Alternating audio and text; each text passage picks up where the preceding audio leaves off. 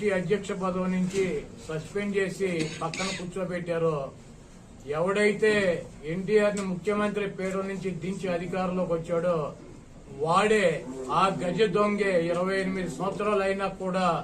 ఎన్టీఆర్ బూట్లు నాకే పరిస్థితి ఎన్టీఆర్ కల్పించాడు. ఇటువంటి దుర్మార్గుల్ని ఈ రాష్ట్ర ప్రజలు గుర్తించాలి. బతికున్నప్పుడేమో దుర్మార్గుడు అని చెప్పి, ఆయన ముఖ్యమంత్రిగా పార్టీ నాయకుడిగా పనికిరాడని చెప్పి,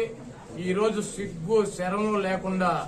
ఎవరైతే ఆయన దించారో అదే కుటుంబ సభ్యులు, అదే వ్యక్తి ఎండినవారి గ్రామానికి వచ్చి విగ్రహాలకు దండేయటం, ఎండినవారికి వర్ధంతి చేస్తానని చెప్పటం, ఇటువంటి దుర్మార్గపు ఆలోచనలో పదవి కోసం ఆయన పేరు చెబితే 4 ఓట్లు వస్తాయి అన్నటువంటి ఉద్దేశంతో ఆఖరికి చంపినటువంటి వ్యక్తులే, పదవి నుంచి తొలగించినటువంటి వ్యక్తులే ఆయన పొగుడుతూ కీర్తిస్తూ ఈరోజు తిరుగుతున్నారంటే